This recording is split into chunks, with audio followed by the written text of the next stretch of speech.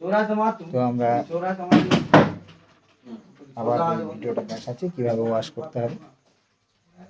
যদি জলে পড়ে যায় তাহলে ফোনটাকে ওয়াশ করার জন্য এটা আবার দেখাচ্ছি তৃতীয় পার্ট। কারণ ভিডিওটা ছোট ছোট করে দিচ্ছি যাতে দেখার সুবিধা, অনেকে লং ভিডিও দেখতে চান, সেই জন্যে দেখাচ্ছি। এটা পেট্রোলটাকে একদম ভালো করে এইভাবে ভিজিয়ে দিতে হবে, একদম ভালো করে এইভাবে ভিজিয়ে দিতে হবে। ভিজিয়ে দেওয়ার পরে এরকম একটা ব্রাশ নিতে হবে, ব্রাশটা দিয়ে ভালো করে সুন্দরভাবে একদম ক্লিন করতে হবে। যত ভালো ক্লিন হবে তত সেটাতে সমস্যা কম হবে। যদি কোথাও জল জমে থাকে বা জল লেগে থাকে, সেই অবস্থায় যদি আবার কাস্টমারকে এই সেটটা ফেরত দিয়ে দিই তাহলে কিন্তু 2-4 দিন সেটটা চলবে, চলার পরে আবার কিন্তু সেটটা প্রবলেম হবে। আর প্রবলেম যখন হবে তখন ওই কাস্টমার দোকানে এসে বলবে, দাদা আপনার কাছে ওয়াশ করে নিয়ে গেলাম কিন্তু সেটটা তো আর চলছে না, কীভাবে কী ওয়াশ করলেন দাদা?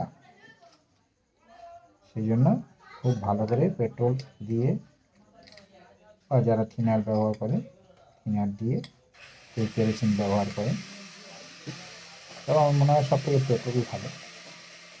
যার কাছে যেটা ভালো তো সেটা দিয়ে খুব ভালো করে ক্লিন করতে হবে। ক্লিন করার পরে ভালো করে ক্লিন হয়ে গেলে এবারে হিট করতে হবে। হিটটা 250-এর মধ্যে রাখলে খুব ভালো হয়, কারণ বেশি হিট দেওয়ার প্রয়োজন নেই। খালি হালকা হিট দিয়ে গরম করে পেট্রোল এবং যে জল লেগে আছে ওইটাকে শুকিয়ে দেওয়া, এই কাজটা করতে হবে। করার পরে সেটাকে আবার ফিটিংস করে দেখতে হবে সেটটা অন হয়েছে কিনা। প্রথম সেট আসার সঙ্গে সঙ্গে অন আছে কিনা দেখার দরকার নেই, কারণ সেট যদি অন করতে যায়, যদি দেখা যায় সিপিইউ বা ইএমসি বা পাওয়ার আইসি বা অন্য কোনো সেকশানে অডিও মাইক বিভিন্ন সেকশানে যদি কোথাও জল হয়তো লেগে আছে, আর যখন আমরা পাওয়ার কি চাপবো অন করার চেষ্টা করব, সঙ্গে সঙ্গে হয়তো লাইট জ্বলে উঠবে, ওঠার পরে দেখা যাবে কিছুক্ষণ পর সেটটা ডেড হয়ে যাবে। আর ডেড হয়ে গেলে কিন্তু অনেক সমস্যা হবে। সেই জন্য এইভাবে ক্লিন করতে হবে, তারপরে সেট করতে হবে।